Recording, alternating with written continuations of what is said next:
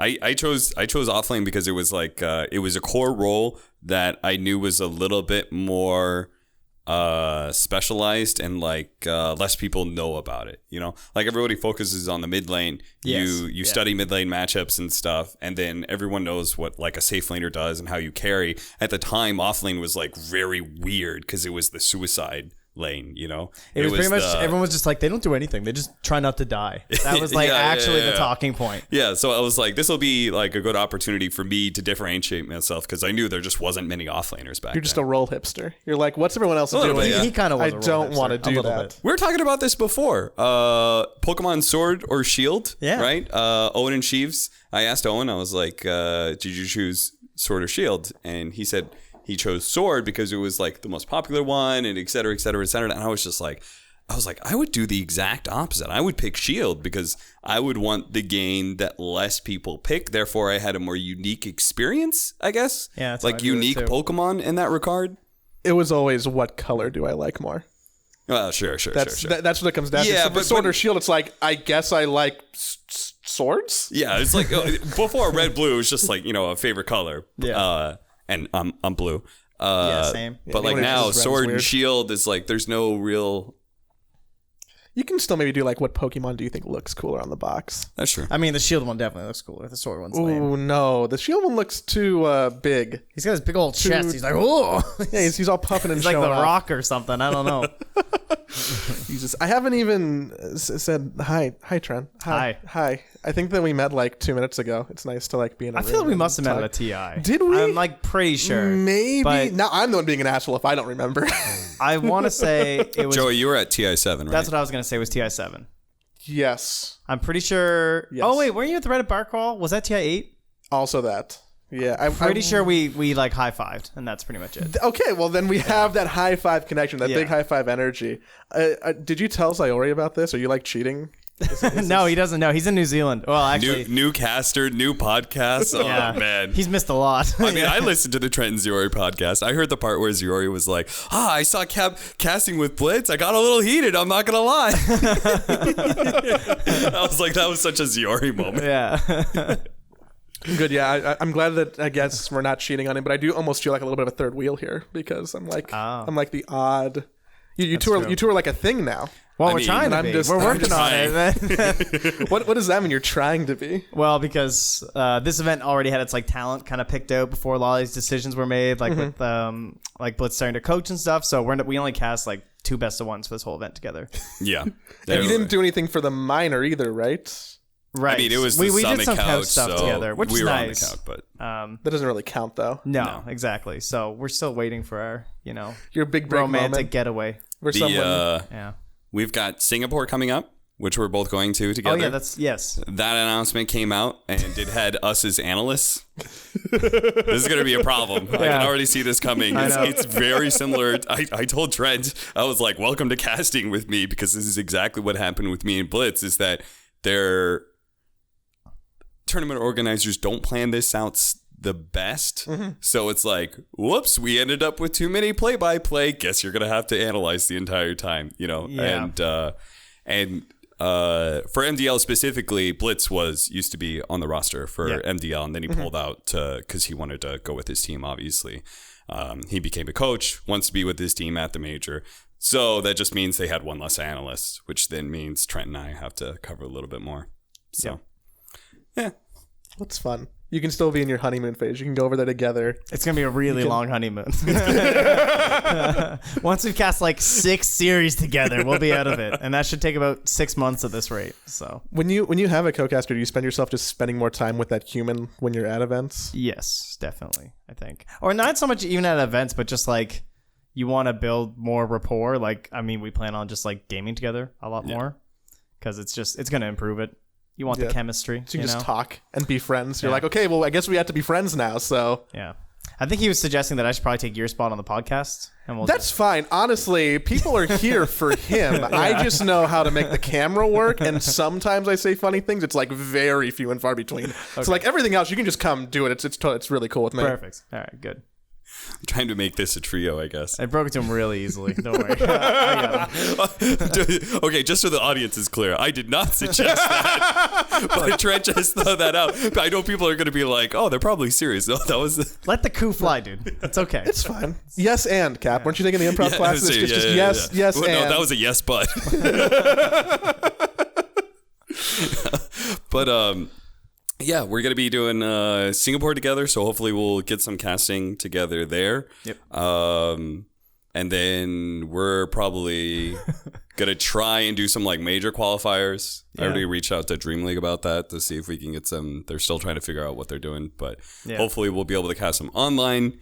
Like we just got to get some experience because it's harder in this era of casting because now it's like the tier 1 talent, nobody really does online qualifiers anymore because you're working events so much. Yeah. You don't have to grind anymore. Yeah. You don't have to grind anymore. And it's also like, I would almost say it's maybe not good for you.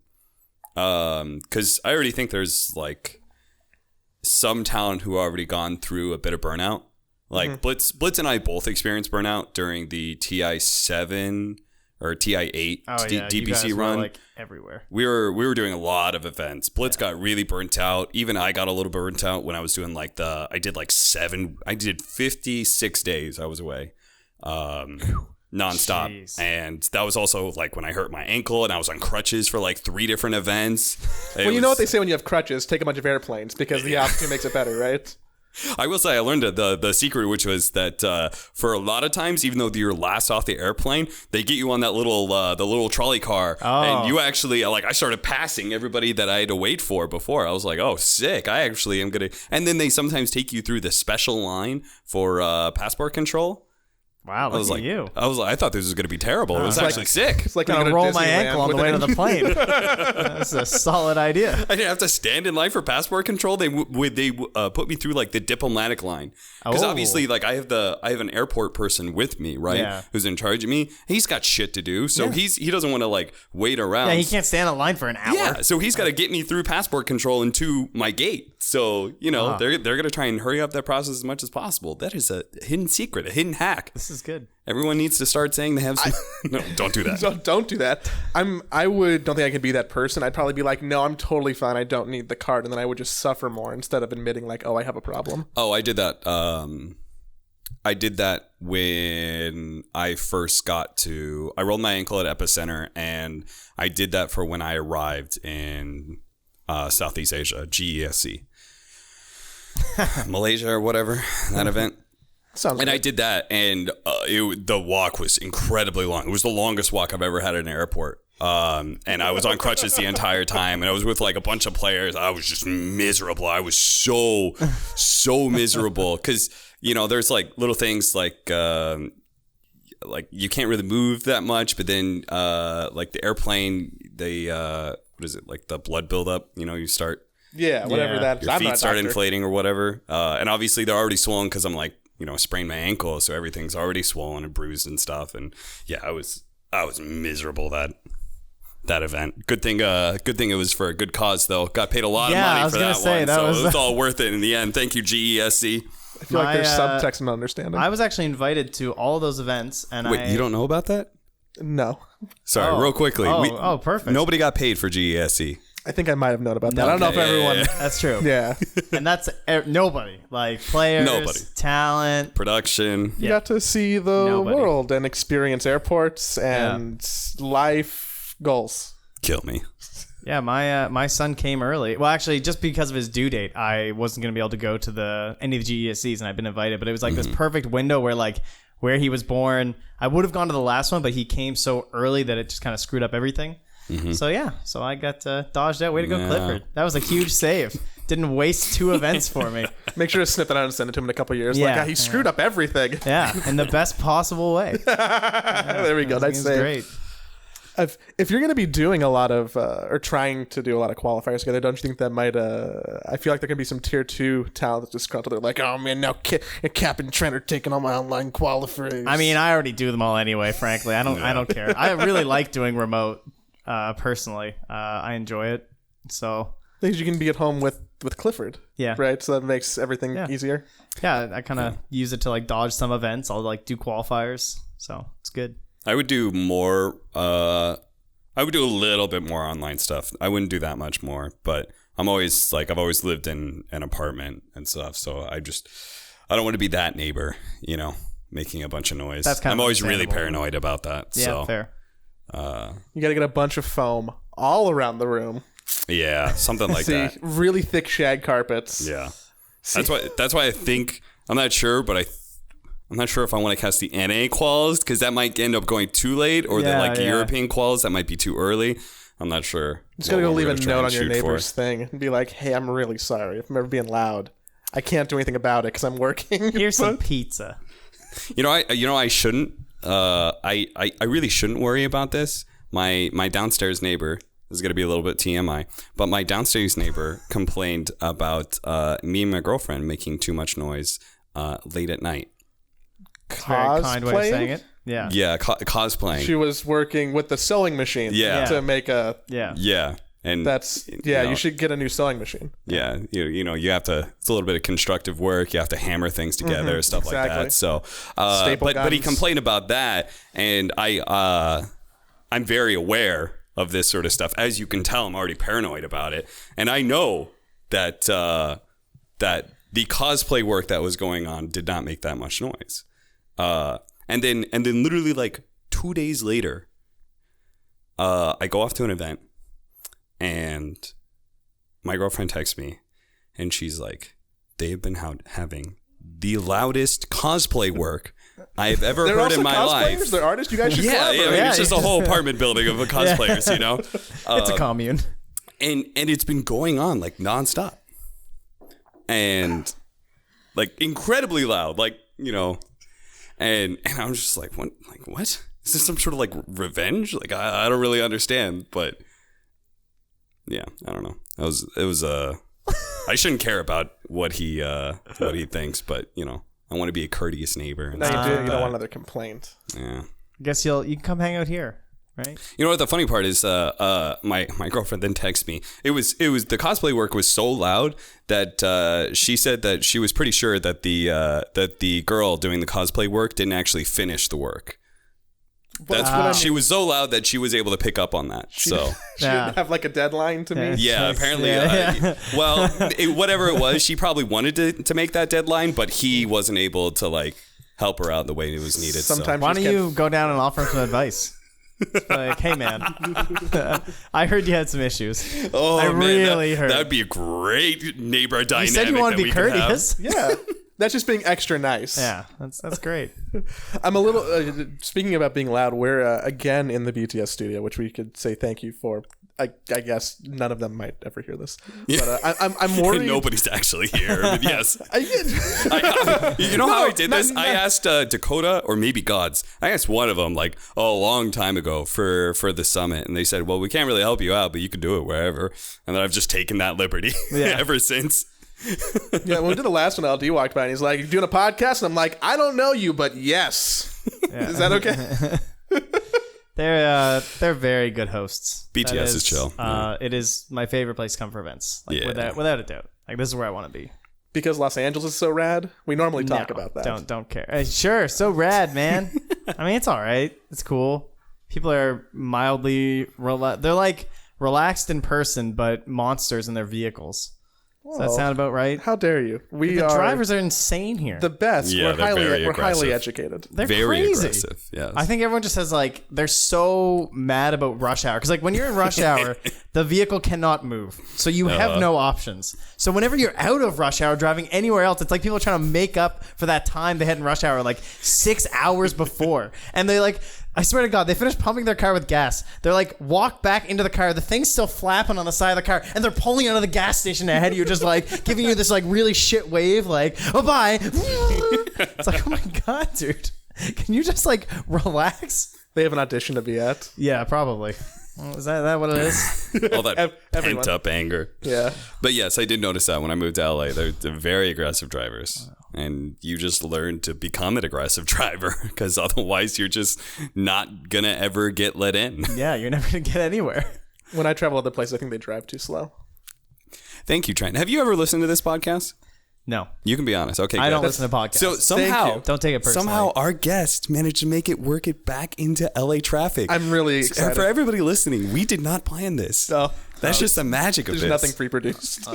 Good. Is this just your favorite thing? This is just we just have talked about it like 4 times on the podcast. It makes sense. And there's only like 6 episodes. Like, what else is there to do in LA? There's like traffic and we know about Dota, Los Angeles, I guess being white and male, and like that's the extent of. And that's why we had another white male on. Hey. Tell us about your unique perspective as a white heterosexual male. I love this diverse podcast. Yeah, Disney would be upset with me. They'd be like, "You need to get some," and I'm like, "I know."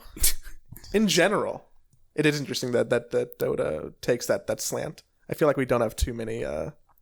When you look at lineups, it feels like, this is not that diverse. How did this happen? Yeah, I don't know. I guess because most of them are North Americans, and a lot of North American player base that plays on PC games is predominantly white. Yeah. Because of just like socioeconomic status. A lot of the black communities playing fighting games. They play arcades, fighting games. Like that's kind of where their like culture started when it comes to gaming. And even though a lot of those people have been like lifted out of poverty in terms of like, and PCs are like way more affordable, I think it's like kind of ingrained. And like even the step up from arcade is console. Mm-hmm. Like, and then after that is when you get to like PC gaming and stuff. God, America is a huge console nation. Dude, it's actually I actually nuts. hate it. Yeah. I hate it so much. Sometimes you forget about how well Call of Duty still does. Yeah, it's massive. Yeah. Holy crap. I like games that aren't better on PC, though. That I'm like, for like fighting games, for example, like you use the same input on a console or on a PC, so that's kind of cool because then consoles are a lot easier to have like events for like people to like do their little locals and stuff. I still get hyped for dive kick events. That's my fighting game of choice, and it has been for a little while. AB, man. Dude, Grant's a dive kicker. Really? Yeah, you should have asked him. I should have talked about that. Yeah. We should get some controllers to just play dive kick. We missed out. It's a real shame. So is dive kick just mostly a mental game? Like I've played a little bit of it, and it just seems like it's about juking out. There is a lot more reading than reacting. Okay. Which is fun. But if you want to talk to someone who is not an expert on fighting games or what to even do about them, that would also be me. Perfect. So any of my opinions are bad. Trent, do you play other fighting games? Because I know you've gotten big into Melee and Ultimate, Smash. but that's all I just play. Smash. So not real fighting games. No, I never had any fighting games growing up. That was not anything I was interested in or tried. I did buy a fight stick at one point because I was like, man, I kind of want to play. I wanted to play like a 1v1 game. I wanted to play something that wasn't like team based. Like you can improve in team based games, but I really wanted to see like solo progression. And I'd never done one before. And I saw a really like cheap deal on like a really nice stick. And I was like, all right, well, if I don't end up playing, I'll just resell it. So I got one. And I played some games for a bit. And I had a lot of fun, but it didn't really reach the same levels as like Melee did for me. And so I just kind of went back to playing Melee and waiting for Ultimate to come out. Gotcha.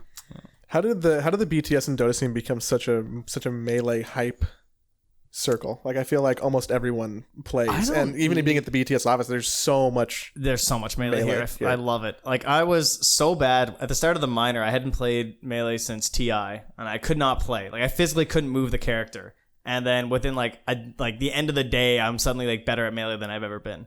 It's just like, this is like the time chamber of Melee. Like there's like 6 people gathered around you, powering you up because you're trying to look good. And then they're giving you all these tips and shit because they've all been playing Melee for like 6 years. And they're like giving you the matchup knowledge. And then it's so much like Dota in that sense of just like Dota, you're grasping all these matchups and like you have to know what to do against each character. But in Melee, there's only like 6 of them that people are playing here. So you're like, God, this is so much easier. Like, there's not 117 of these guys. I want to be able to play Melee, but I feel like there's a certain level of good you have to be before you like can be public about it. Yeah, that's pretty true. Yeah, that's probably true. Yeah. I used to play Melee like a lot growing up as a kid, and I don't really play here a lot just because it like my skill level has gone down enough and like I'm rusty enough that I just don't really find it that appealing anymore. Yeah, so if you're losing it's all the like time. one of those games that like it's fun grinding at first when you're playing against like other people who are bad, but like once you do get that skill, Dota's a lot like that. Yeah, exactly. Like when you're rusty or you're just bad at Dota, it just doesn't feel good. Yeah. You know? So that's why I try and play turbo games But then that's not real Dota, so I get shit for that too. Dude, I can't play Turbo. Wait, did we talk about Turbo with Grant? You play Turbo games? We had Grant on and we didn't talk about Turbo? No, we didn't do that either. I find Turbo harder than normal Dota. I can't play Turbo. I seriously just struggle at it. I just feel like I'm doing everything wrong. Things are happening that shouldn't be working. I'm not willing to accept that it's so different from Dota, I think. And you also can't play 5 in Turbo. You have to like actually buy items and like keep progressing. Yeah. You need and to I haven't actually like be made that mindset yet. Everyone's a core in Turbo. Yeah. Don't pick heroes that don't scale. I learned that very quickly. Which, it's just a different game. You're basically playing a different game at that point that's under the same wrapper that you're used to. Yeah. And for me, it's like, I can play a 15-minute game. That sounds like a great idea.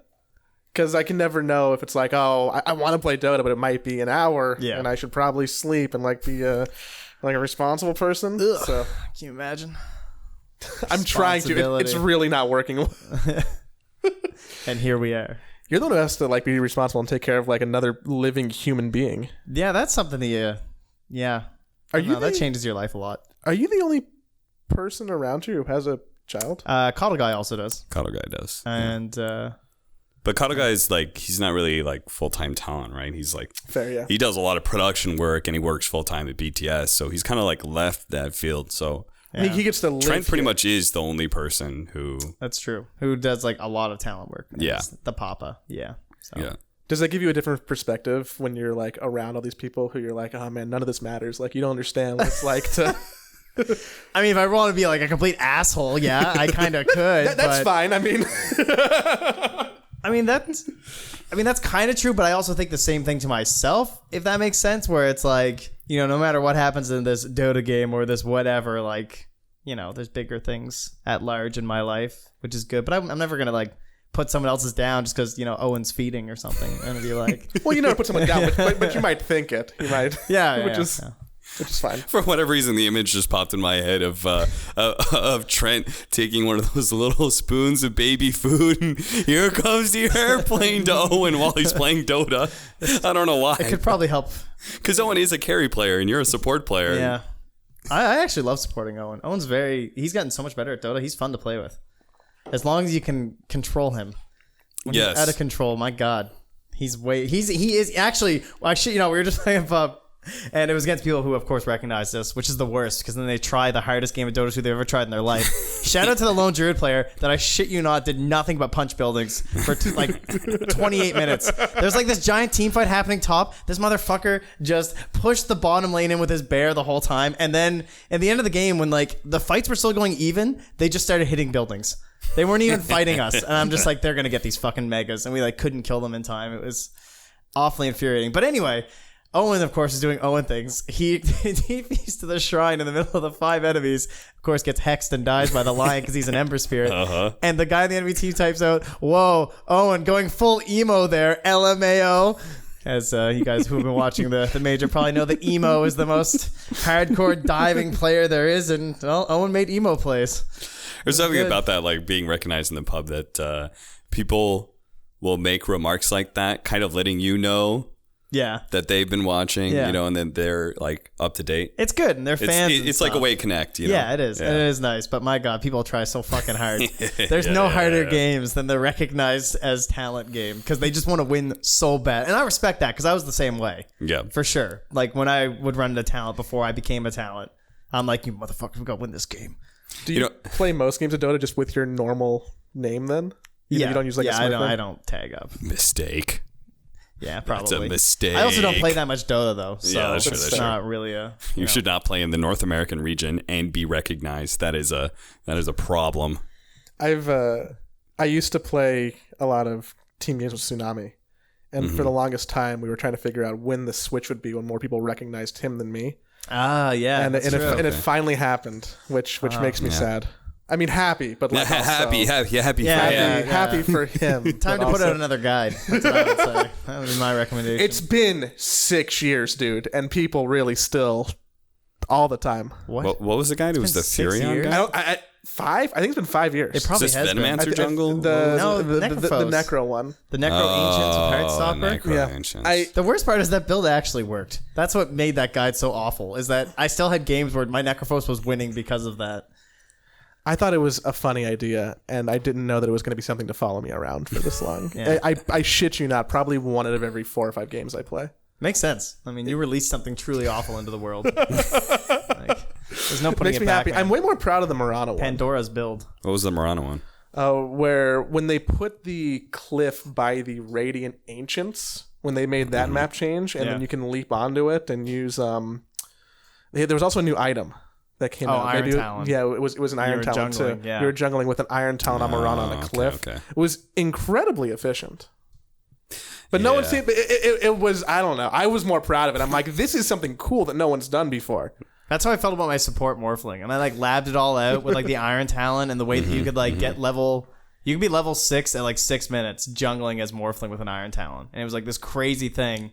And it just never came to fruition. Iron Talon was broke in a lot of ways. A lot of ways. It's been over a year now too that's not even a thing anymore.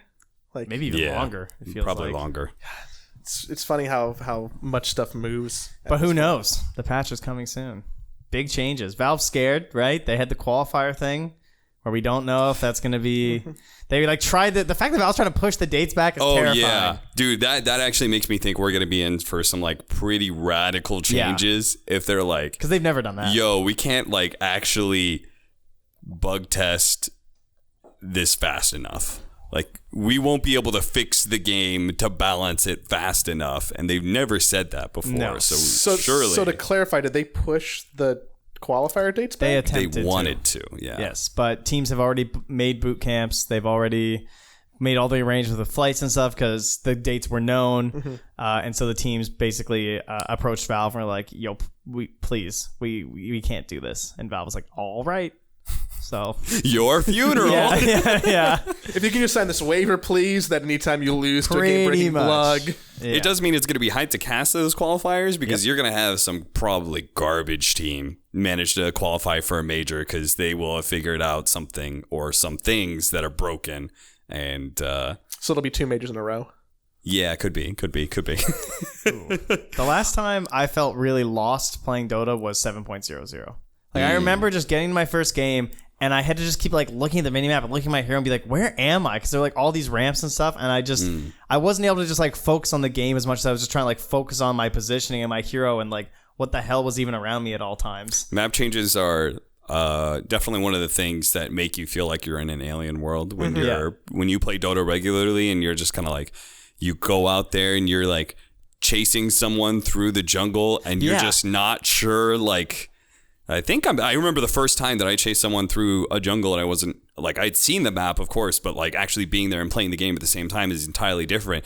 And I was chasing someone into the dire jungle and going up into that high ground where the shrine area was. And I was just like, oh, this is a bad chase. I instantly got that feeling of like, oh, I'm crossing into a threshold I should not be. And of course now that like very commonly is a thing. Like that playing into that high ground is difficult.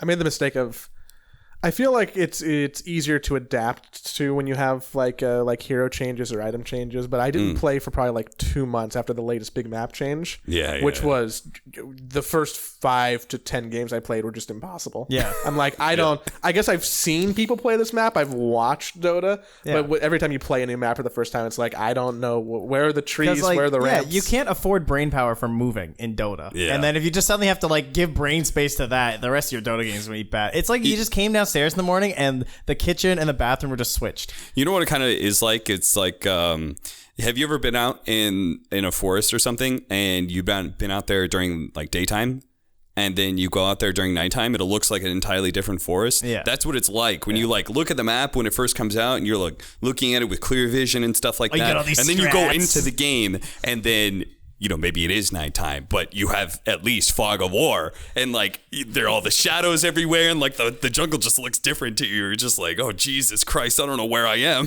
I should go hang out in more forests to understand. Clearly. Did you never do that as a kid? Concrete jungle, man. I don't know. What's a forest? Yeah, I'm a woodsy kid. I got you. Don't worry. Yeah, thank that's you, all Trent. Nova Scotia has is trees. Trees and lobster. No wonder Trent hates LA so much. Yeah. Mister, what's your perfect day? Like, oh, I get up in the morning and I chop wood and build a fire. I was just like, what the hell? Yeah, life's good. What can I say? Where's there even wood to chop? You go to the store to buy wood, and even that's been imported from somewhere. That's my experience. And then we don't recycle it. Yeah. I could go on about that for ages. LA has actually made my life legitimately feel like a waste. Well, you're gonna come back because they just announced the Los Angeles Major. Yeah, which is something that I will they be recycling? No, probably not. Absolutely not. All right, I'm boycotting. I solemnly promise that I will not be at the LA Major if there's no recycling at West Covina by the time it happens. This is largely because I can't attend that major because it's around the due date of my next child. But what if West Covina changes everything about their then I will garbage tell Sarah disposal? Sorry, babe. I'm out. I made a promise. I made a promise to the planet and recycling. I'm sure it's more important than our Can't you be child. proud of me? I swear to God. This is for our children's future. If my wife saw how much like plastic just goes in the garbage here, I think she would spontaneously combust. Like people think that's a myth and it doesn't happen, but she could prove you wrong. Is your wife like a big environmentalist? She's just very environmentally conscious, yeah. And so am I too. Like I find it really hard. I'm just used to it at this point, but she's like, we live in a place where recycling is just like, I mean, the four bins, right? It's like garbage, paper, recycling, and compost, and that's just everywhere. Everywhere you go, that is how everything is divided. Yep. And to see it all just go in one thing, and you just know that it's all going to be dumped, so like in some dirty, dusty ass corner, is just buried like, deep into the Mother Earth. It's like, oh god, it pains me. I'm like there at home, like taking the batteries out of this like electronics thing before I throw it out, so I can send it to the environmental depot. The batteries aren't going to go in the garbage from this like tiny toy that we bought at a yard sale for Clifford. That's what I'm doing. That's next level. And what are you people doing? Nothing. Wait, don't say you people. I just live here. I'm very environmentally. Call your my whole government family is representative. Make change. We have decent ones here. It's the rest of the. Mm-hmm. It's the other people. It's never us. That's what I'm hearing. It's never us. You're part of the traffic that's the too. Thing I that hate really to break surprised it to you. me. Like California is supposed to be this bastion of liberalism. Yeah, that's what shocked me. And I was just like, I live up there in Washington State. Very green, very environmentally friendly. We do have, separate bins and stuff. And I get here and I'm just like, why does my apartment building not have a recycling bin? And I was just like, that's weird. Is that legal? And next thing I know, I notice and I start looking around. I'm just like, I don't see recycling bins anywhere. What's going on? I thought California was supposed to be the Twilight Zone. Yeah, what the hell? It's great. This really is like the South Park episode. The Tesla or was it the Prius one? Yeah. Where they sniffing their own farts. California really is like that. You guys are getting all hopped up in your own farts and not actually doing anything. We're helping. We give money to other people so they can do things. That's the answer, right? Thanks, Hollywood. The people of I heard about this recently. People of Beverly Hills that like pay to have like homeless people shipped off to like other areas. Oh, that's the real thing. The Olympics are coming. Same goes with garbage. Literally, garbage and people are treated the same way. They both ship them off to different areas. At least they're not recycling the homeless people. I guess they kind of are because they're sending them to the Midwest. They're just recycling people elsewhere. The Olympics are coming. Dark real fast. I don't have any Wi-Fi. I forget which year the Olympics are coming. I was trying to look it up. And they're coming here? Yeah, they're coming to LA. And they're already trying to change the homeless demographics to get them away from everywhere the athlete villages would be. Oh, Jesus. How do you change? Do you put the dumpsters closed somewhere else? All right, sorry, Carl's Jr. You're going to have to move your dumpster 8 miles west.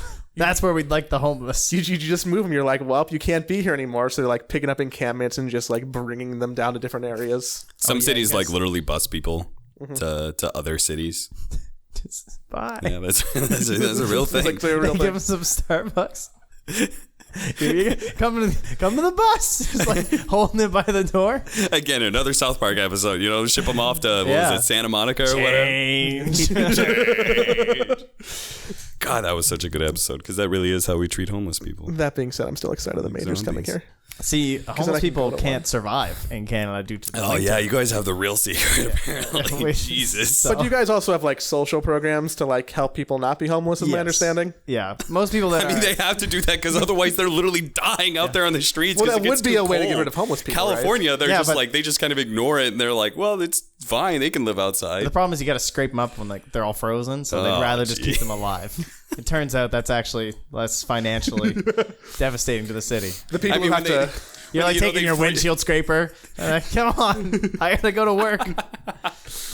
They freeze solid, and then the 2 months of summer comes out in Canada, and they just melt into a goo, you know? Oh, I thought they were going to get up, like they were just hibernating. There's going to be like some kind of woolly mammoth shit where they, years and years from now, they pick one out of the ice. Yeah, there you go. Man, it's a real problem that we're making very light of. Yes. This is a real issue, but... I don't know your problem is we have we're video game commentators, so, you know... Yeah, how do people like mixing their politics and Dota commentary? Yeah, they really don't like that. I pissed off a lot of people, and I didn't even say anything. What'd you do? What did you do? Oh, just random jokes about Trump and. Oh yeah. Yeah, it's shocking how much hate you get. Like, well, gamers by and large, you know, that demographic is a little. That Venn diagram looks way more like a circle than I want it to. So. Yeah, it's kind of true. I made way too many Darkseer jokes about the wall, especially whenever they make a bad wall. That was pretty good. I don't know. They didn't like that. I remember my joke that aged very poorly was the whole Brexit thing. Oh yeah, and I made the tweet. I was like, yo, you guys know like our whole like Trump nomination for president and stuff. You know that was a joke, right? Like you guys don't have to actually secede from the European Union. Well, he ended up becoming president, but oops. That one didn't age well. God, Toby really likes to hold that over us, by the way. Holy cow. Because, of course, Blitz and I were in Join Dota at the time, right? And did you mail in an absentee ballot? And we, no, but that's also because I live in Washington. Do you think my vote is changing Washington's vote? I'll go chastise Washington you later for not hardcore voting. Democrat. Everybody please vote. The what was it? 538. The blog from was his Nate name? Silver. Nate Silver. Yeah. So like both of us were like aware of that, and we knew like his track record and stuff like that, and he obviously had Trump not winning and stuff, and so like we would frequently tell Toby like, look, that's not possible, and Toby would be like, it could be possible. We're like, that's not gonna happen. That's not gonna happen, and then it did happen. Sounds like he was just trying to antagonize. He's held it over us for so long. I mean, that's fair. Sometimes you earn a good holdover. Sounds like he got you on that one. I got to give it to him. But now he lives in London and is getting Brexited, so, got him. He just got him in the end. Yeah. We should just fix all that stuff. What can we do as a community? Well, all we can do is talk about MDL, because that's what we're here for. Oh, is that what we're going to do? I mean, no, not really, because there's not a whole lot to say about MDL. Well, we've just covered half of it. But that's true. It's hard on the political thing, though. I think it's hard to know, because I feel like I have this thing in my head where I'm like, well, I am going to play somewhat of a influential role. I have the ability to influence people. So am I morally and ethically responsible to use that in a way that I think benefits the greater good? Or should I just realize that my job as an entertainer, try not to alienate people, and are you doing more good by creating a product that brings people together? It's like the idea of not going and doing China events, for example. China's a very hot button topic right now. The idea between all the different things with Hong Kong and between the Uyghurs up top. And it's like Chinese Taipei, right? Yeah, it's like, what the fuck do I do, right? In this the ethically and morally, me boycotting or me not doing events because of that, am I just further alienating the average Chinese guy that maybe likes tuning into English broadcasts? What if he just legitimately just wants to watch some fucking Dota? Do you think he has any influence in any of this? Yeah.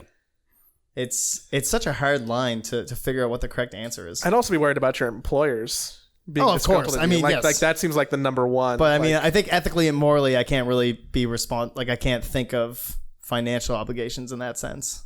I mean, Blitz and I boycotted Chongqing, right? Yeah. And that was something that... Okay. So to keep it a little bit real with you guys, I swear to God, remember the no Reddit rule. Remember the no Reddit rule. There was plenty of people, plenty of talk. Yes. About, well, if we're going to complain about this, we're going to if we're going to say this sort of stuff, we should all boycott it together. Yeah. Well, let me say that I made the choice, and then I talked to Blitz about it, and he agreed with me. We both made the choice to boycott it because that situation bothered us. And we... To be clear, this was a situation on the ban on cuckoo, correct? This was the ban on cuckoo, right? Yeah. And there was just enough little things about it that bothered me that we just decided it was just better not to go. And let me say, nobody else followed that. I remember a Paul Shaloner tweet about like, well, if we're going to do something about it, we should all just do it together. Well, I put out our thing. Yeah. Nobody else said anything about it. But, I think like at the end of the day, I also very much understood like us not going to Chongqing, that wasn't going to change anything. Yeah. Right. Like I knew it wasn't going to change anything. I know like nobody there, like the tournament organizer is going to care a little bit. Right. And that was Star Ladder. Volat was very chill about it. I just told him, hey, this situation just bothers me enough that I don't really want to go. And if that's okay with you, I'm going to drop out. He was very chill about it. He said, yeah, I totally understand your position. MDL or who are they partnered with? I-Series or and Star Series. What's their thing? Isn't it the I-League or whatever? Yeah. I mean, I'm sure they didn't even hear about it.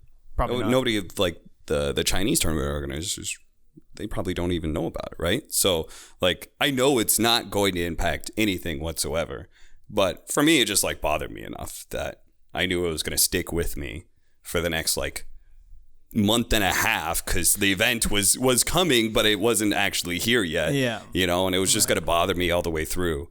So I just decided it was better for my own happiness not to go. And for me, that is my personal philosophy on this situation, right? Is that like a lot of people set out to like change the world in really grand ways, but for me, I think that for the most part, most people are not in a position, nor do they have the correct judgment to be able to change the world in really good ways. Fair. And I think that more than anything, the best thing you can do to be able to change the world in a slightly positive way is just to work to be happy and make the people around you happy. Yep. Right. And so that's why I'll never get like too big into any like politics of any kind with the position that I'm in. Is just like, mostly I just want to make like spread happiness, and like the personal issues that I feel really strongly about, like I will just like, for example, I really want to get involved in some sort of charity work of some kind. And Charlie Yang and I are both discussing like what we want to do, because I want something to be able to do like in between events. I want to be able to help people, and we're just trying to decide like what we want to do. Probably something environmental related. So if anybody has any ideas, get apartment complexes and recycle bins. If any of you guys listening have something around LA that you suggest that would involve, planting trees or some shit. Yeah. Thought about doing Big Brother. That's another one. That's a good one. But so I just really hate it when people like, oh, you should make a big stand or something like that. Like, yeah, it's kind of like, would you? Yeah. It's a hard one. And you're also like, you have to realize that you're not like the president or The Rock or someone who could make some kind of crazy Taylor Swift size impact too. Yeah. Like maybe if you're that ginormous, then there might be more pressure to make a stand. But yeah, we boycotted Chongqing because it just was for our own sanity and our own happiness was better for us. It wasn't because like we knew it wasn't going to impact anything, right? And obviously we showed it didn't. Right? Nobody cared. That was literally just like, it went up on Reddit, and of course it did go up on Reddit, and like literally nobody cared like 3 days later. Yeah. And then people like always think that you can make some sort of like grandstanding change by like boycotting something like this. But nowadays, like everything moves so fast that 2 days, 3 days later, I mean, if that's like it shows up on a timeline, you think, like, oh yeah, it's good. And then 2 days later it's gone, and literally no impact has been made. Internationally, not even just picking on one country in particular, has completely proved that. Yeah. You hear about a scandal that sounds like it's going to bring down an entire government every single day. You're like, oh my God, that's insane. And then literally 2 days later, you're like, oh my God, that's unbelievable. And nothing, unfortunately changes. Really changes. Yeah. I do know a lot more world leader names though from listening to the radio. Yeah. That's like the only benefit, I guess. Like I know who these people are and like this really vague idea of what's going on, but like what are we gonna do? Something small. Take small stands if you can, I guess. Just be happy. Yeah. Treat those around you with love. Yeah. You know, Mr. Rogers, everybody. Just do that shit. Yeah, it's like the whole, it's like the do. voting thing, right? It's like, Yeah. the truth is, the biggest impact you can have is like on the smaller scale, your local elections. Yes. It's like, I think that's the same thing when it comes to like impacting just, you know, the life, you know, just helping the people around you. That's the best possible thing you can do, you know? I would love to see. I'm gonna be so morbidly interested in the like the listener time chart for this episode. Oh God, it's gonna be terrible. Like what kind of a ski slope happens? It starts off and it actually gets like real dark and pretty funny, and then it's all of a sudden it starts talking about politics, and it's really some kind of weird roller coaster of people getting a bunch of different emotions. I can only assume it's the way that our brains just shut off anything that we have not subscribed to in our little paths. It's like, you know, you're following something. Man, I really like this guy. He's like endorses something that you don't agree with. Man, I can't believe that he did that. I hope he burns. You know what? That is something that Joey and I will say we did it intentionally, very smartly set this podcast up to not be so much about Dota, and totally intentional, right, Joey? Completely intentional. Yeah. The side pull, I can tell by the name. It makes sense. Yes. And so nobody can ever come to us and be like, "Why aren't they talking about the Dota?" Yeah. You know, because this is Dota related, but not. Yeah, it's Dota tangential. Yeah. If people want to listen to like what the patch notes are, they have other people to do that, right? Yeah. I think you know, like the Trent Zari podcast, they talk about Dota quite a bit. I mean, don't worry, I'll have Just my kidding. rant. There's a bunch of episodes. Yeah. Yeah. They have like relatively less reviews on iTunes, which, by the way, thank you, very helpful. But like, I don't want to. That feels like rude or aggressive to talk about that. So I mean, if you think about like the number of episodes versus the number of like reviews, it's like really like misaligned. It's tough. We can't afford the bots. I don't know. maybe later we'll work on it. That is the thing I love about Trent, is that, you know, he looks. He's a happy guy. I think he's hard to hate from like a viewer perspective, but he does have an edge to him. He is able to bite back. You know, only occasionally. You know, you're not like the you know, like I'm just a happy-go-lucky Canadian or stuff like TI8 proved that. Like you were able to jump on the Maple Leafs jersey and be that heel. Heel rather. I didn't expect that to be so loud. I mean, I knew that. Great. I knew they'd it was cheer. a great moment. It was a great moment. Yeah, that was good. That'll be a highlight for sure. That was probably one of the moments that probably solidified in Valve's mind that they would invite you back next year, right? Yeah, I think so. I remember the funniest thing I got from that was Purge, because Purge didn't do any main stage that year, and he was upset. Because he only did group stage and he wanted to do more. I know that feel. Yeah, exactly. Right. And he said he was up sitting in the box, and I was down on the floor with the jersey on, and they were booing and going nuts and stuff. And he said that is what Trent has. And he said he was like genuinely impressed. And he's like, that's the kind of reason that like you can be out there and like be on these panels and stuff, because you're bringing that kind of a reaction. It's like, oh wow, thanks, Kevin. That's nice. Yeah. He was pleased data Purge. It was good. Did you feel like there was a moment between TI 8 and 9 when you're like, I feel kind of confident about going to the next one? Or did you spend a whole year after TI 8 being I hope they have me back? I felt pretty confident after TI 8. I was surprised at how well it went, frankly. It was just like, you know, I was the diversity hire for the Canadian. I understand. It's very important for the hometown crowd. But like I got along really well with all the Valve staff. I felt like more of them kind of knew who I was and what I was about than I expected. And they were very friendly, and I could kind of tell that they genuinely respected me. And I was like, oh, wow. I wasn't expecting this. I kind of thought I was an add-on. I'm not going to lie. So I felt really good about the next year, and I'm feeling good about 10. TI8 was the first year. Oh, I'm also feeling good about 10. Please hire us, Valve. I swear to God, we will cast some series together. Yeah. We're a duo, I swear. It's not going to be Los Angeles, though. What if he has to have a child, what does that mean for you for LA? I'm not sure if Blitz is going to come back and work LA because it is a major. So depends if he qualifies. Yeah, if Liquid like doesn't qualify, then yeah, I'm sure he'll probably work it with me. He won't come back and be like, "Wow, I'm just your side hoe now." Yeah, a little bit. I mean, no, Blitz is Blitz and Trent have like kind of talked about this, I've talked about with both of them. It's like this just kind of works pretty well. That Trent has a kid and like Blitz still kind of wants to cast.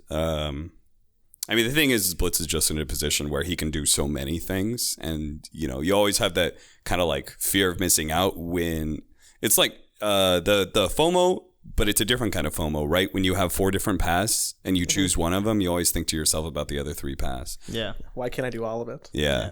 And I think that's what Blitz like really wants to be able to do is do all of it. He seems to be doing a decent job at doing so much of it. Like, I'll be a caster. Oh, I'll also be a streamer. Oh, I guess I can be a coach. I guess I can also kind of play. Like, I mean, there's a lot of plates to spin. Yeah. It's so you still have a good, like, everything with Blitz is fine. What was like talking to Lyrical about, like, hey, by the way?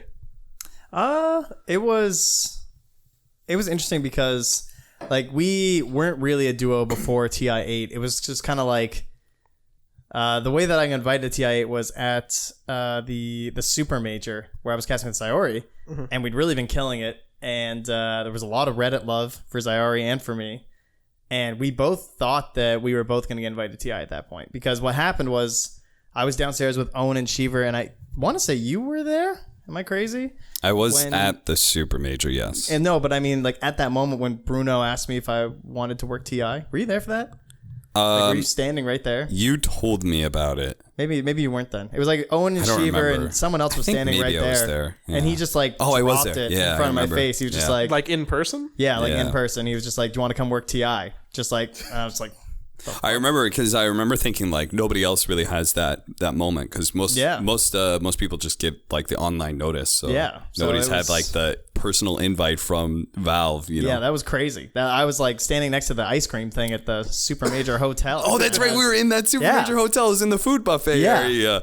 We're literally both of you and I were just like walking back. Yeah. To we had already eaten and happened to pass by Bruno. Yeah, and he literally the conversation. We had a conversation. It's ending. He starts moving. He turns back and goes, "Oh, by the way, do you want to come work TI?"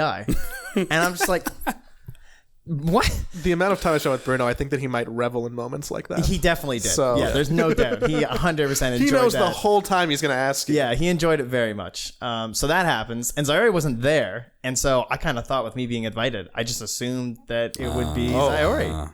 Because he'd done so well. Yeah. And so later that night, I told him, like, hey, just, I got invited by Bruno. It's pretty exciting. And Sayori also had a message from Bruno asking to talk to him. Oh, Jesus. Oh no. Yeah. So that was a little disappointing. And then afterwards, well, obviously he got the, we don't have a place for you at TI. I'm sorry, kind of talk, which is, I mean, it's better to get that than to be ghosted until the end. Yeah. So I definitely appreciate that Valve did that. And then I just, through the grapevine, heard everyone else who was going, and me and Lyrical just kind of worked out, like, I think we're casting TI together, dude. It's like the only thing that adds up. So we spent a lot of time, obviously, prepping for that, and we did a great job. I really like the chemistry we built up. And then it moves on to the next year, and we weren't really in any sort of position where, like, either of us can leverage events. Like, I can't leverage to bring him to events, because when I'm being brought to events, I'm basically a panelist who also casts with either, like, maybe Cap a couple times or OD Pixel a couple times. I'm kind of like that, like... the group stage switch up. You're flexible. Like, you're spackle. You're just kind of filling all the holes. Yeah, exactly. And it's like, maybe Blitz wants a break off a series because, like, play-by-plays tend to do more, or, like, we'll switch up the panels and yada, yada, yada. So, Lyrical and I don't do this, like, full year together. Then we get TI again, which is cool.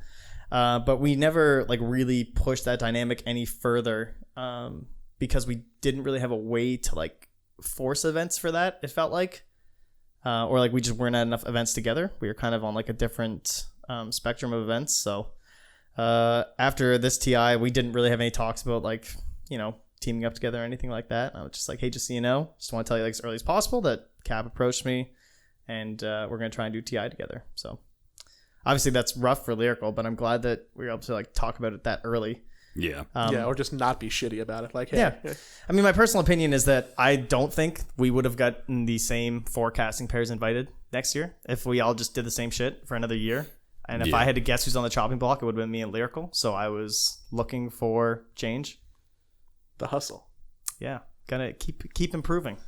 And Lyrical was... you must have, like... Were you actively looking for someone, or did you just like Cap out of the blues, just like, hey, here's like what might end up being like a golden ticket? Yeah, kind of, I guess. I contacted Trent first, and I had somebody else who I was going to contact second. And Trent told me you were at the wedding. Yeah. And so he couldn't really talk a whole lot, but he said that he was going to be having another kid, and I didn't know that. And he was like, I'm going to need like 6 months off. And I was just like, oh, fuck. Because the biggest reason why I wanted to make an announcement of it was that like TI7, right? I didn't work main event. And I'm like 99% certain it was because Valve didn't know who to pair me up with. I didn't have like a consistent casting pair at that time with Blitz gone. So I should have put more effort into doing that, because I don't want to just work panel at TI. I want to cast TI. Yeah. You know, and I was doing a lot of panel work at that time, and that was also the year that they ended up doing the PPD, and PPD grouping, where he and whoever else, the pro players they got. And then, of course, Merlini, because they'll always invite Merlini for everything. So they didn't have a spot for me on panel either. So I was just doubly screwed. So this go around, I'm going to learn from my mistakes. I'm going to make sure I'm going to establish a casting duo very early. I'm going to make sure that we actually cast events together and people are aware of us and think that we're dope and we're going to work on our craft and be really good together. And, and then if I don't make TI main event as a caster for that, then so be it. At least I tried and I worked hard and I approached it with a plan. Yeah. Whereas the TI7 era, I was just doing a lot of panel and just working a lot of events and just working in general just to work, thinking that, well, if they don't invite me as a caster, at least I'll be a panelist, so. Yeah. Gotcha again. Got to work on that job security. The Valve classic. You never know what they're going to do. You think you do. The thing is that like, it's better now, but like before TI8, you just didn't really have a whole lot of contact with Valve people. They didn't really talk to you a ton. It was, from my perspective, it was very, very, there was a very clear separation between Valve and like talent and players and stuff like that. So you didn't really get like their ideas and thoughts and why they do the things that they do. And, like people who's running TI at Valve can change and stuff like that. Mm-hmm. So then there's different ideas of what to do. Nowadays, like there's a better feel for it. You get to know the people at Valve a little bit more. And I feel like I have a stronger understanding of like how they make the decisions that they do. And that has kind of led me to, hey, I want to create a product that, they want to buy, basically. Yeah. I think that's the best way to kind of put it, right? Is to create a product and Valve looks at it and goes like, yeah, we want to buy that for our event. That's my idea, at least, of trying to pitch me and Trent. Do you think it's the DPC starting to kind of change the communication channels? I don't know. Maybe it was just the personnel, it feels like. It was allegedly like who started working there, and Valve maybe trying to place more responsibility in individual hands rather than like groupthink hands. So then therefore there was like more, it feels like more was getting done by an individual and then like approaching a group. I don't know. It's hard to know because obviously we're outside perspectives, but it seemed like it's been more organized, at least from my point of view. Yeah, and from a social standpoint, it seemed like things were more relaxed. I've no clue. Like, I'm literally just saying what my experience was. Yeah, we're just speculating. But, like, I literally feel like... No one really knows. The social aspect of me being able to, like, talk and hang out with people from Valve, that relaxed. I don't know if there was, like... It was just because they didn't, like, really know us before, and, like, we didn't really know them, and that's just... TI8 just happened. But I remember, like, TI8, we had the dinner beforehand. Yeah. Right? Yeah. And there was just... It was very intermingled in that regard. And I was just like, this is very different. Like, I'm just sitting down at a picnic table, and I'm talking to somebody who works with Valve, and I had no idea, Yeah. Like, and that's just...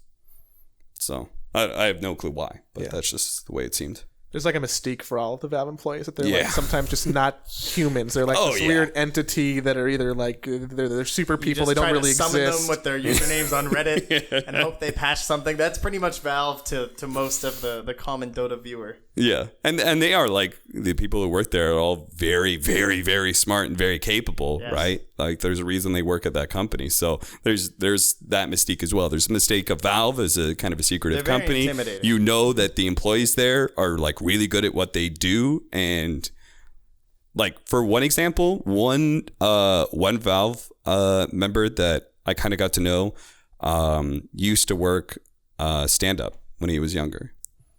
And I was just sitting there going like, God damn it. You're so smart and you're so capable. And it turns out you're probably more entertaining than I am. You could probably be on the panel and replace my job. Like, you know, that's just like kind of intimidating to know that like there are people out there that much better than you. And they're still just reading the Reddit threads at night being like, oh, I probably should fix that. Yeah. Or not. Maybe next week. Oh, man. That's been... I feel like that's like a solid hour. Did we... Not that we're trying to hit a time limit. Yeah. Just to give you like a casual update. There was something else I wanted to talk about. I can't remember what it was.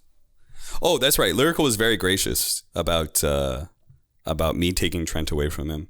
Trent, like, Lyrical is a very happy-go-lucky guy. He's just a nice person all around. And the first time I saw him, which was... Here? No. Wasn't there an event before the summit? I can't remember one. Qualifiers. Casting the qualifiers? Lyrical probably did. Maybe. Were you guys here? Yeah, he was doing Southeast Asia and we were doing Europe, so I would see him when we came in the morning. And I apologized to him. I was like, you know, like, hey, sorry. Like, you know, I'm not like sorry as in like, hey, I shouldn't have done that, but like, hey, I'm sorry the position I put you in. And he was very gracious about it. He said, no problem. We hugged. So, yeah, Lyrical's a good dude. I wish him the best of success. I've always thought, like, since TI8, I was like, you know, you got TI8 main event, you worked lower bracket finals. Like, surely you should be able to get more gigs than you're getting. But talent work is just never fair in that regard. Yeah, that's true.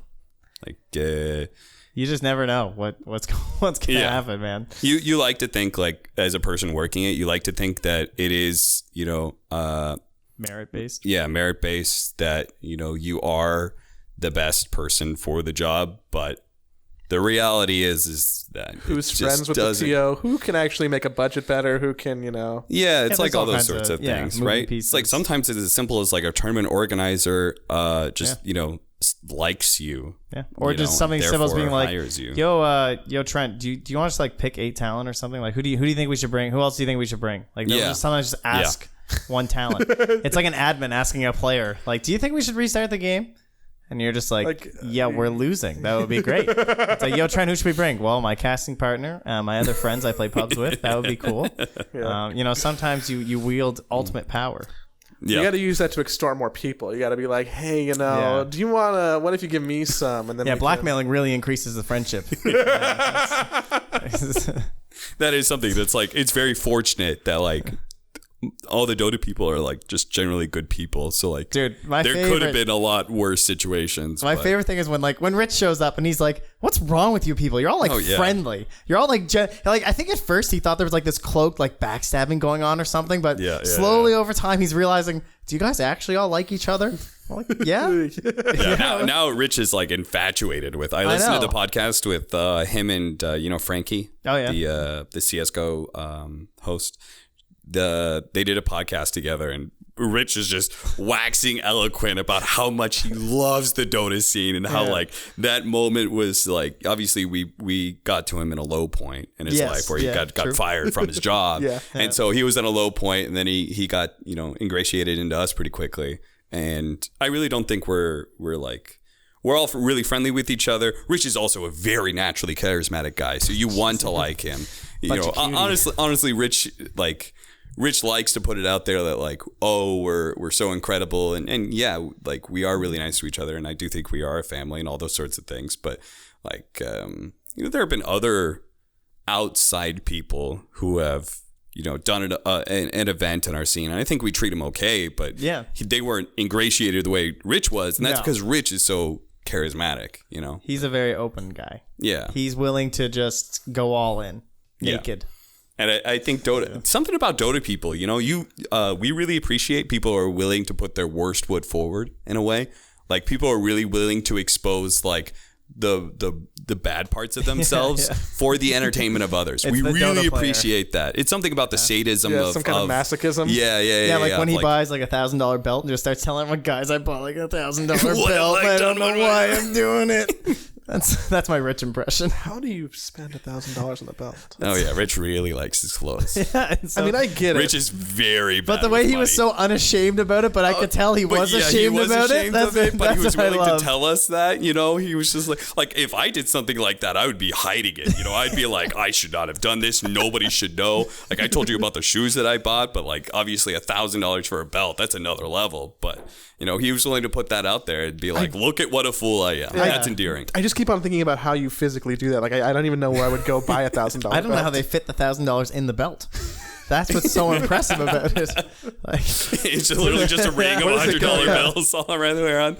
It's diamond crusted and Gucci. That's what it has to be. I will say something about being talent and being a freelancer, but being talent especially, where you work like 5 days for an event and you get paid a chunk of money over the course of a year. It's not actually that much. We're not actually making that much money. But when you get that lump sum in your bank account, you know, you're like, oh my God. No, that's a lot of money. It's the 5 event pay all comes in at once. Oh God. When all the events aren't paying you and all of a sudden like they all pay out in the space of like a week and a half and you're just like, I was broke like literally a day ago and now I've got more money than I know what to do with. So rich. Holy crap. Yeah. One day ramen, next day Tesla. Yeah. So for those who are more financially irresponsible, it's easy to like get yourself caught, you know. I'm financially responsible. I have a mortgage. He's got a wife and kid. That's what I just say. Yeah. Whenever I think about buying something, something in my head just says, "You have a mortgage." Yeah. Do you want to have a mortgage for longer? This is how you have a mortgage for longer. That would really bother me. Yeah. I've never been in debt. Yeah. Like I only like 5 years ago did I really get a credit card and regularly use it, but I've never like I always have the monthly payoff, you know, so I've never actually been in debt for anything in my life, and that would bother me so much. Yeah. I totally understand that. Yeah. I'm less financially responsible because I don't have something like that. If I had a student loan or something like that, I would be way more austere, but as it is, like I don't have that, so I'm able to spend money more freely. The student loan is rough. The thought of a mortgage seems like something that I don't even know if I've ever had in my life. It's like, how do you save that much money? Yeah. Ever? Paying off the student loan was like, there was like a 3-month gap of like paid off student loans and then had a mortgage. That was a sweet 3 months. Look at all this extra money. Yeah. Look at what we can do with it. We're rich. Steaks every night. Yeah. House. One day. Yeah. Do you buy houses in the concrete jungle? I don't think you do. I mean, if you have $1 million. Yeah, I don't have $1 million. Maybe you can. I'm trying to because I hate the concept of rent. Yeah, you know? I feel like I'm flushing money down the exactly. And my family, you know, they buy shitty houses, like auction houses and stuff like that. Yeah. They renovate them and then they rent them out. Yeah. So I know what a moneymaker that can be, and I know like I am the rentee in this situation. You know, I'm giving money to somebody else who's building up, you know, their retirement, and I'm just like, God, I want to be able to buy a house, and I'm just like, I look at the prices around LA, and it's just like, it's impossible. Well, I'm not living here. If I'm I need to not live here, but then again, Montana, living here is also giving me, you know, financial opportunities I haven't had before. So it's a weird situation. The idea of even just getting a condo around here, which for someone who like really doesn't know, is probably like $400 to $600.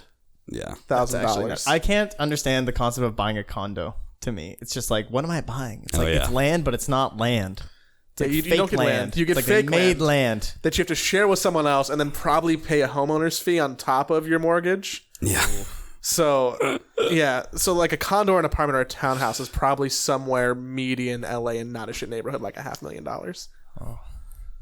Neighbors. I actually love my neighbors. I have great neighbors where I live. You know, we bought the house. We got like the family neighborhoods. Like on one side, I've got the family with like the 2 kids, and they're like ages like 6 and like 9, so they're gonna be quite a bit older than my kids. But they're a nice family. On the other side, I have the world's most awkward neighbor, and I love him so much. Oh yeah, like what kind of awkward? Every interaction I've ever had with him is just like something out of like a British sitcom. Like it's just so painfully like literally. So here's one day I'm walking. It's like me and Clifford. I've got him in the stroller. I'm like leaving the house. It's torrential rain out, but Clifford just needs to get out of the house because he's going nuts. And this was like when he was really young, and it's like a hurricane outside, and we walk and we bump into him because he's leaving his car. He's like covering his head, and he goes, a beautiful day. Yeah. Oh, well, no, I guess it's not. And he just turns and leaves. I'm just like, and that's like every single interaction that goes exactly like that. It's like, he's not ready to be social. I love him. He's that guy who always says, well, I mean, to be fair, this is what everyone does. But I know. Have a nice flight. Oh, you too. Yeah, shit. Yeah. No, you're not flying anywhere, are you? You work here constantly. You're not going anywhere. You're not my stewardess. Oh, Jesus. I dropped one of those on the way to Halifax this time. I can still picture the exact moment where it happened. I hate that. I still do it. Yeah. You too. Fuck. Sorry, I'm just being nice. And you feel so stupid. But then from their perspective, they get that all day. Yeah, and they'll probably think to themselves, do these people not know that I work at the airport? Do they think I'm the pilot? I commute here 9 to 5 every day. What do they think? I just sit here at the desk and then I go fly off to some other airport and do this? Man, they're trying to be too nice. They should really think about this more. I guess it's the problems of flying too much or working TSA. Oh, no. God, bless the Nintendo Switch in terms of flying too much. Oh, yeah. It's the only thing that keeps me sane. What's the game you're playing right now? Pokemon. Now. Yeah. What were you playing before Pokemon? Not much on the Switch, honestly. Okay. I had kind of gotten through. I mean, I play Smash Bros, but you can't really play Smash Bros while you're flying. Yeah, it doesn't really work. So, did you play Hollow Knight? No, but I'm kind of saving that one. I know it's good. Yeah, that's my number one Switch recommendation. Everyone should play Hollow Knight. Yeah, the same thing here. It's like a nice I bought long it game. and I'm like, it's there. I haven't played it really yet. Yes. I'll get into it eventually. It'll be good time sink. When I know I'm going to be flying for a long time and I'm bored of every other game. It's like I've got Celeste on there too. That's another game I've been kind of saving because I can tell it's so up my alley. Hollow Knight, Celeste, Cadence of Hyrule. Cadence of Hyrule's ownage. Big recommendation. There's probably a couple others I'm not thinking of right now. Yeah. Those are big ones. I've been playing Dead Cells. I'm a big fan of roguelike games. Yeah, me too. Dead Cells is fun. I have it on PC, but not on Switch. If you like roguelikes, there's a roguelike RTS called Bad North, which is a very yes, I like that quite a bit. Yeah, you've played that, right? I feel like I've seen you play that before. Yeah, I got really into it. Unfortunately, normally it's a really hipster pick. I say that to people and they're like, "What the fuck is that game?" So that is so cool, up my alley, like the animation and these little guys just battling it out and stuff. Yeah. Is that the one where it's their little faces, or is it the one where it's on the island and they're walking around? It's on the island and the Vikings come and my favorite is when you get one of the hammer guys. They do their ability, and then a bunch of guys go flying and they plop into the water. Great, the game has great sound design. Yes, the sound design is excellent. You're right about that. I'm glad that we can talk about Switch recommendations just as much as Dota. Yes. Don't worry, guys. The next podcast that you get from us will be very Dota heavy because that will be post-patch.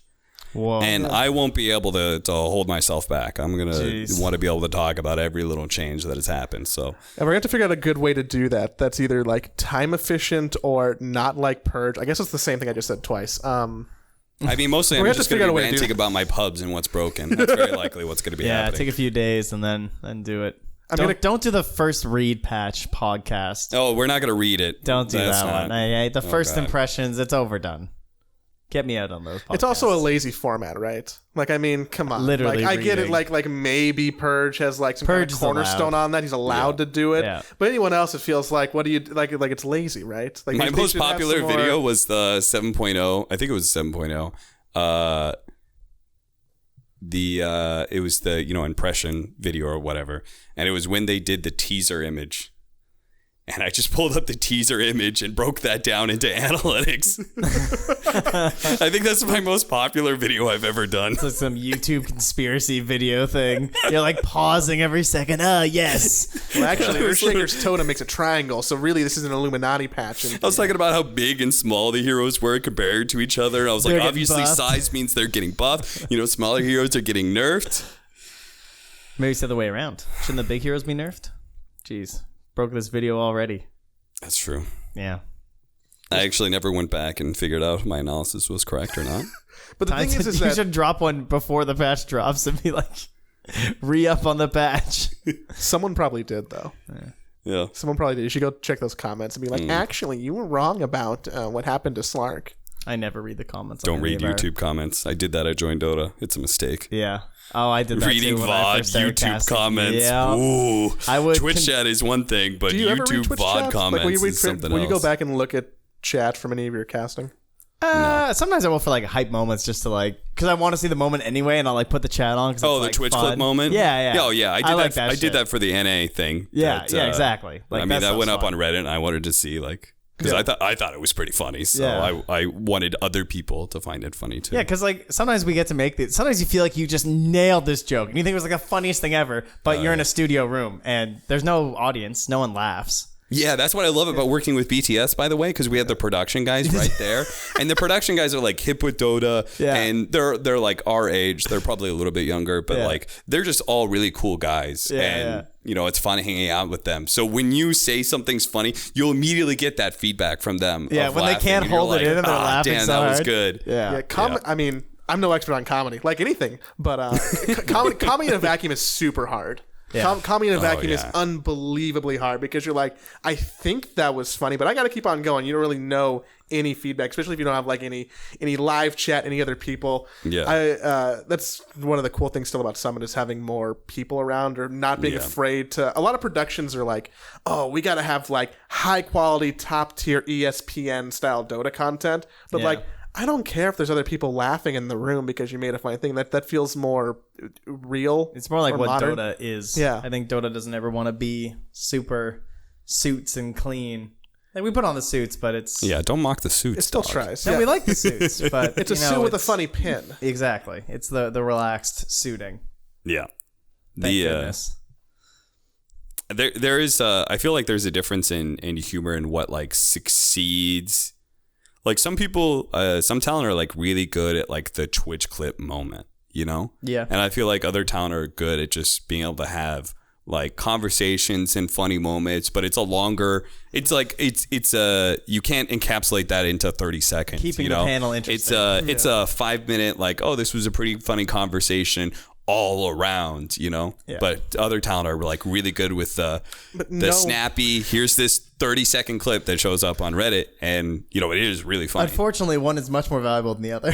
Yes, one like anything that shows up on Reddit is going to be a lot more valuable. Yeah, and I'm not denoting it at all. Like it is a good trait. Like I love that about Rich. Rich is really good at setting up his like panels to be able to have that like that gotcha moment. That's hilarious. Yeah. So.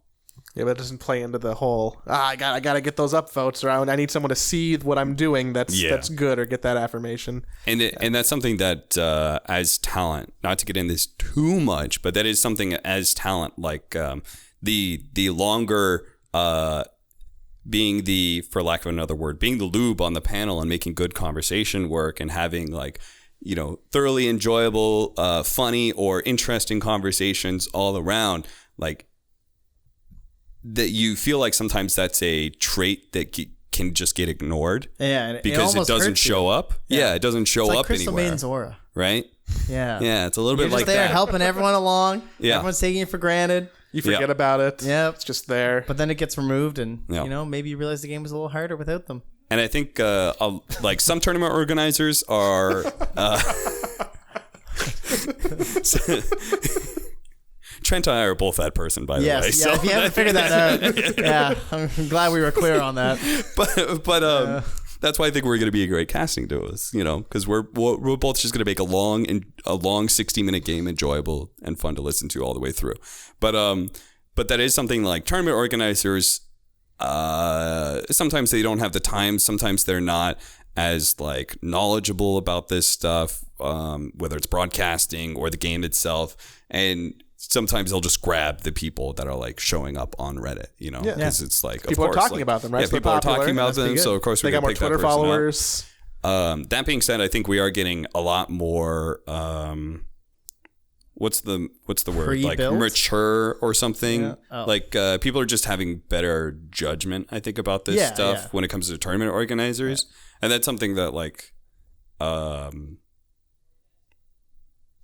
tournament organizers like ESL and now Valve, I know have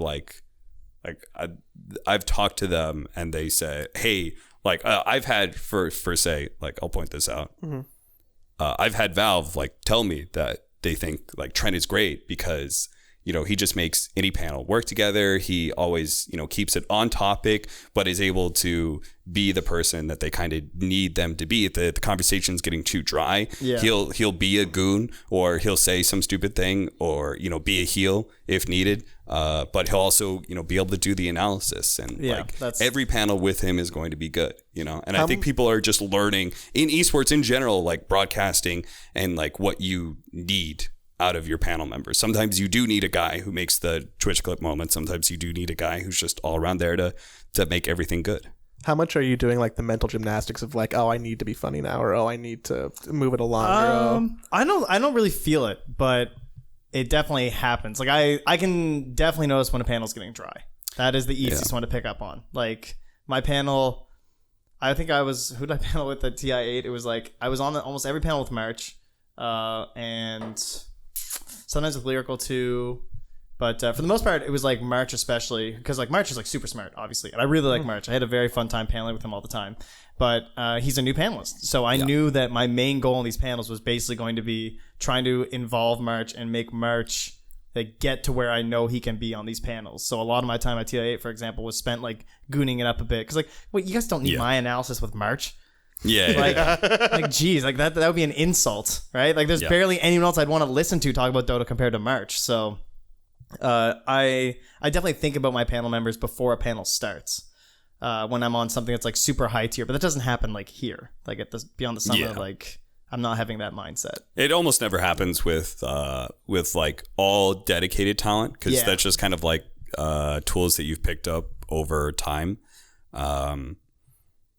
More often than not, maybe you get a little bit too entertaining, I guess, and too far away from Dota. That is like the one thing that can happen. But remember that I had a moment like that where I had actually like had to identify it mid-panel, and I made a mental choice, which was, it was like me, you, and like it was one of the later panels of the tournament.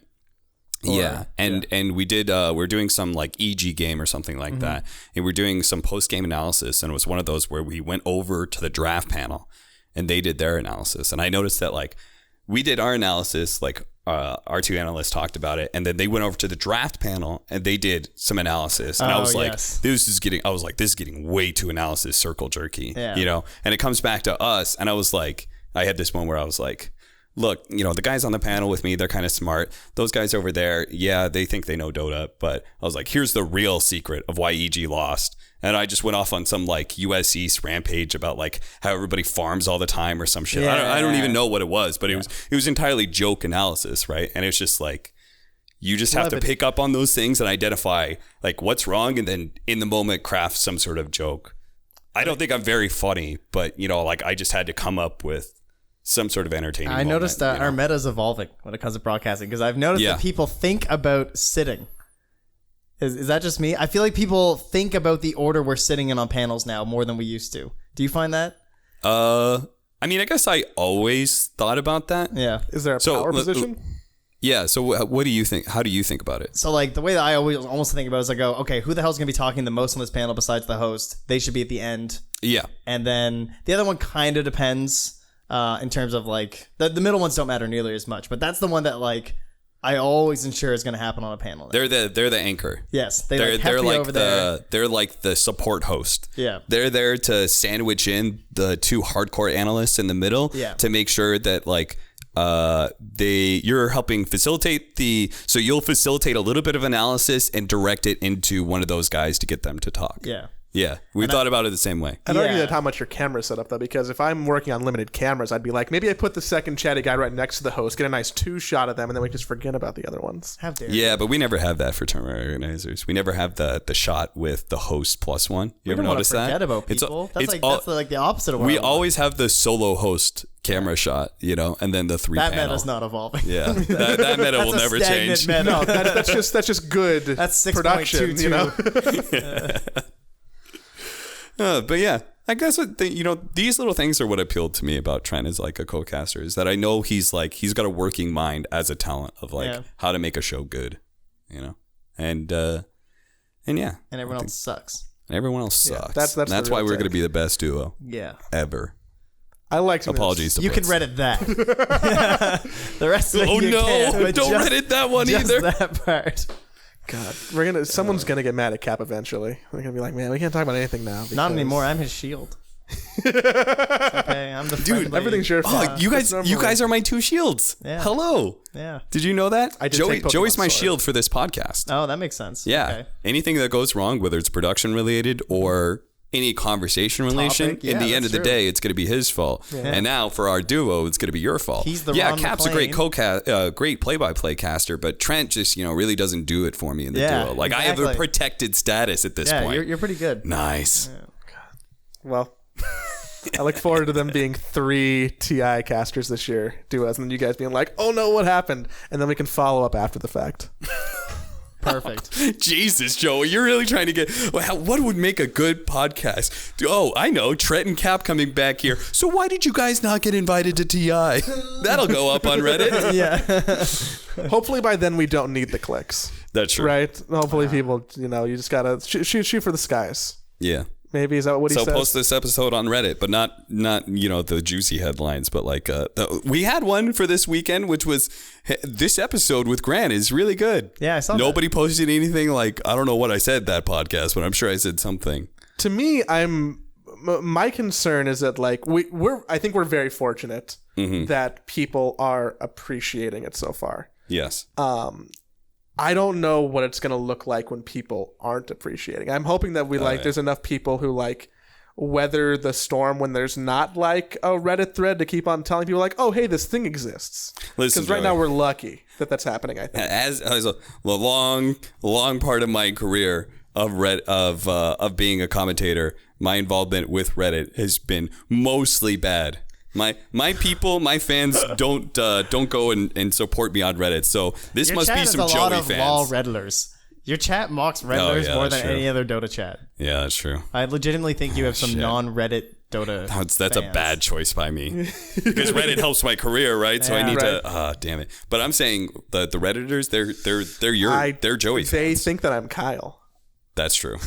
I did like that. That was really funny. That was was a my good- favorite that was a post. good by- meme. That was a sick was a meme. good meme. Shout out to whoever posted that. That was top tier. I do. Before Kyle was really big, he did tell me once that someone mistook him for me, which made me feel happy that it went both ways. So you can But always it hold has that to over be him. mostly. It's really one way. So Yeah, it's a one-way street. it's now. a one-way street. Kyle's always on broadcast now. Maybe so. you can have him when he comes out of hibernation.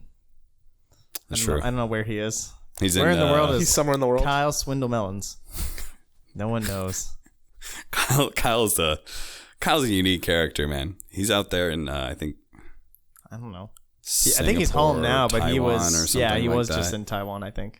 He's homeless. He's been homeless for like a year and a half now or something That like sounds that. stressful. Yeah, he literally just bounces gets from free bus event to rides. event, and then he works it with the tournament organizers so he can stay like an extra week, and then he'll go from there to like some country and see some girl and stay there for like 2 weeks. This is the real facts or- coming up right now. Actually, this is a little too real. and Cap. God bless Kyle. Like I could not live like that. I like being home. I like all that sort of thing. like But access to my stuff. Kyle is definitely like grabbing life by the balls and like really going out there and just trying to experience stuff. So Yeah. that's what I love about Kyle, that he's willing to do stuff like that.